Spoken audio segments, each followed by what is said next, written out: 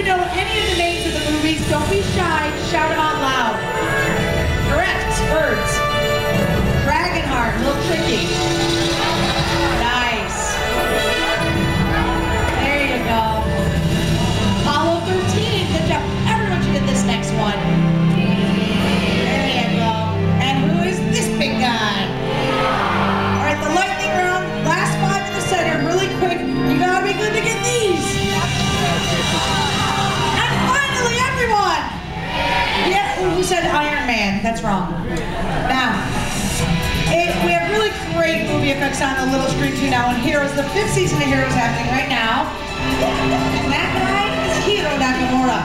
He has the ability to stop time and travel through time. It helps him cheat at poker, stop secondhand smoke, but most importantly, it helps him to save lives.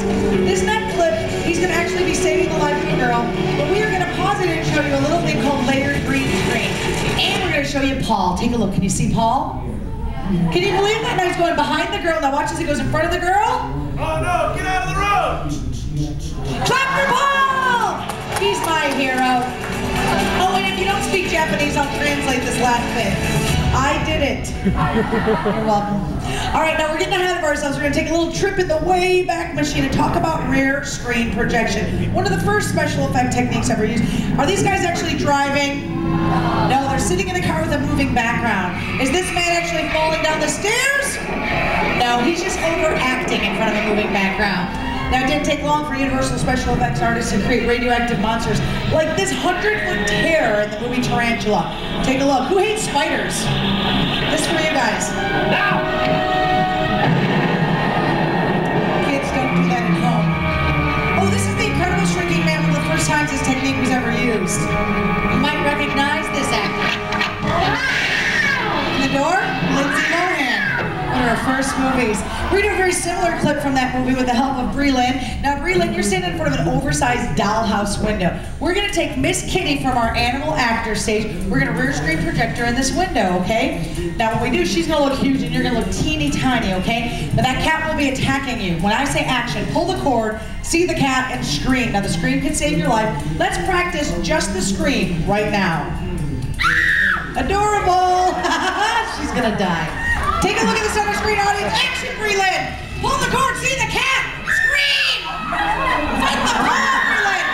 It's so realistic, you can barely see the guy's arm on the stick. And cut! Clap for Brie Lynn. You look crazy. Have a seat right there and face your audience. Did we embarrass you, Brie Lynn?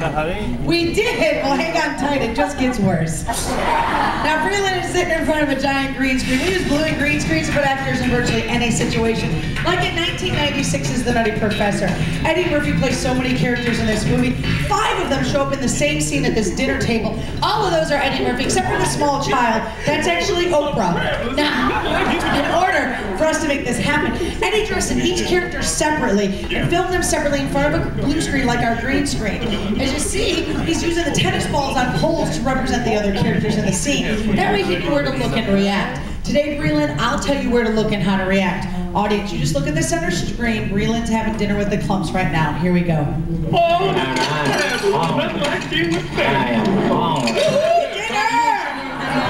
Chicago. I can't wait for Sherman to bring me home some grand dinner. Yeah, I know you want to go making them babies. Child-bearing hips. Oh, Hercules!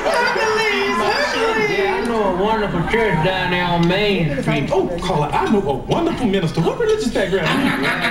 So hungry. You look so lovely, and it's white though.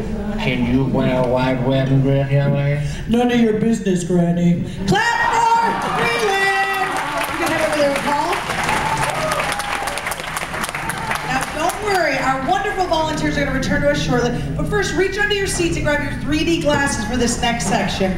Just kidding. Nothing's there. But enjoy this. It's CGI. Everything is computer generated. Watch this.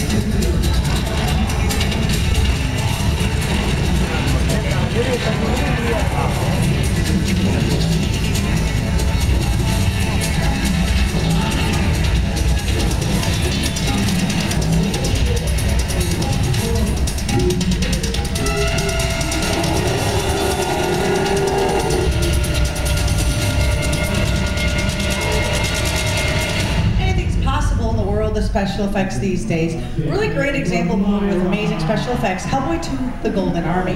Epic vision of imagination from acclaimed director Guillermo del Toro. He brought us a lot of great movies with really cool special effects. We're going to take Hellboy 2, break it apart, and show you how he does some of these effects in this movie. First, we're going to talk about the Tooth Fairies. Now, they're going to show them up here in just a second, and there they are. Those are 100% digitally created creatures. So when actors were in scenes with them, they pretended like the Tooth Fairies were there, even though nothing was really there at all. Pretty cool stuff. They did a similar thing with the Golden Army, except for Del Toro used cardboard cutouts of the Golden Army in front of green screens. So actors would look and react at them and pretend that that was the real deal. But of course, they were later replaced with a digital counterpart. You need a more realistic illusion for the scene. Now, in a scene where Hellboy faces off with the Elemental, an enormous digital creature on the streets of New York, it was a big undertaking to make this happen. Digital effects, practical effects, mechanical effects, special effects, makeup. So what they had to do was start by storyboarding the sequence of activities. Then you had an art department, different scale models of the New York street set. They drew a picture, they made the small model, the big model. Then of course, in different sound stages, they had pieces of the New York street set. That way, you combine all these shots together to make it look real. Actors on wires, which were moved later with computers. Now watching the center screen, see the car explode on its own? That's called a mechanical effect. You had a real mechanical effect like that with a digital creature, it makes it look real. Combine all these effects together, and this is what you get at the end. Oh, and here's the baby. That's actually a real baby. It's called a stunt baby. First time it was ever used was in this movie. But don't worry, the baby was not harmed in filming and was later adopted by Angelina Jolie. Now we're moving from the streets of New York to the sands of Hamanoptera. Everybody, put your hands together, clap as loud as you can for our volunteers. Yeah. We are going to take these volunteers. Oh yeah, clap for the Sphinx too. These volunteers are going to be digitally composited into the image of the Sphinx right there that Paul is going to use in the opening sequence of the actual mummy. Alrighty, Breland, you're an Egyptian worker, it's hot, you're passing those stones. Have you ever passed a stone before?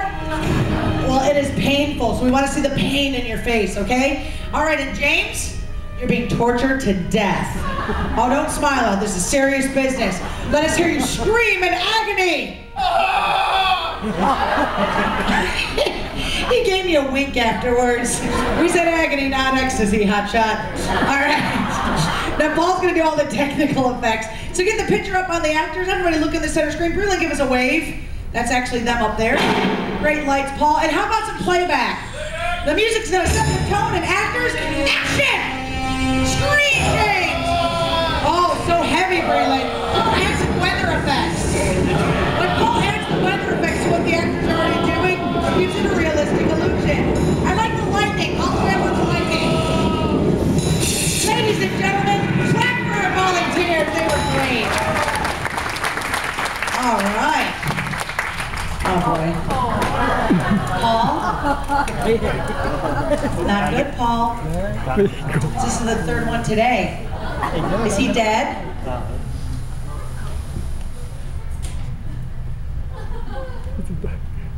Yes. Oh boy. At least did he sign the waiver? Oh, yeah. Oh, then we're fine. Clap for Breland. We learn, we move on, we sign waivers. Oh, thank goodness. Now don't worry, we're actually allowed to kill one person per room. We just met that quota though, so we gotta get out of here as quick as we can. So be careful, gather your belongings, including your children, and meet me next door in the Creature Factory, okay? I'll see you over there.